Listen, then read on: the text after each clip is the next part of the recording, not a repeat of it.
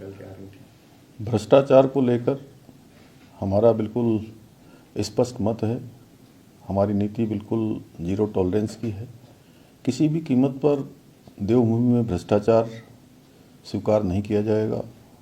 हमारी सरकार भ्रष्टाचार को जड़ से समाप्त करने के लिए लगातार काम कर रही है और हमने भ्रष्टाचार को समाप्त करने के लिए 100 से भी ज़्यादा नकल के मामले में फैले भ्रष्टाचार को पूरी तरह से समाप्त करके जड़ से समाप्त किया और 100 से ज़्यादा नकल माफियाओं को जेल की सलाखों के पीछे भेजा।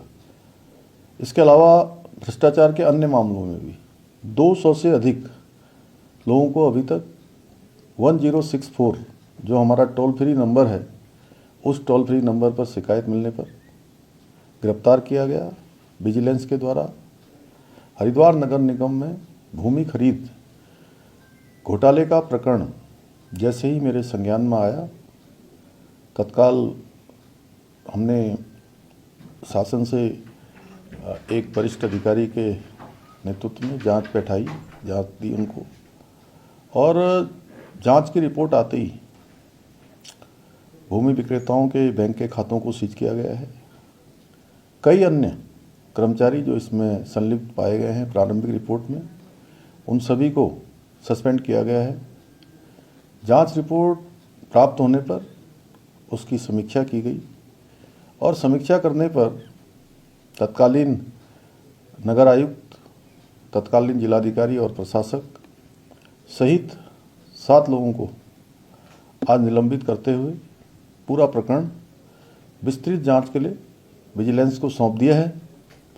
हम ये सुनिश्चित करेंगे कि जो नगर निगम का पैसा है वो पैसा सरकारी खाते में वापस आए। इसके लिए हमने आदेश दे दिए गए हैं। साथ ही नगर निगम के कामों की स्पेशल ऑडिट की जाएगी। यदि कोई अन्य अनियमितता भी हुई है तो वह भी पकड़ में आएगी और उस पर भी आगे कार्रवाई की जाएगी। हमारा स्पष्ट मत है, देवभूमि में किसी भी कीमत पर भ्रष्टाचार को बर्दाश्त नहीं किया जाएगा। जनता को स्वच्छ एवं पारदर्शी शासन मिले, व्यवस्थाएं मिले, इसके लिए हम प्रतिबद्ध हैं, संकल्पबद्ध हैं।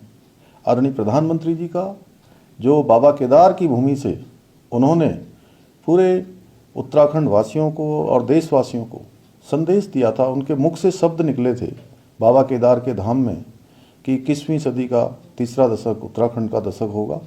हम आदरणीय प्रधानमंत्री जी के उक्त कथनों को साकार करने के लिए निरंतर प्रयास कर रहे हैं। उसके लिए स्वच्छ एवं पारदर्शी व्यवस्था स्थापित करेंगे और उत्तराखंड को भ्रष्टाचार मुक्त करेंगे।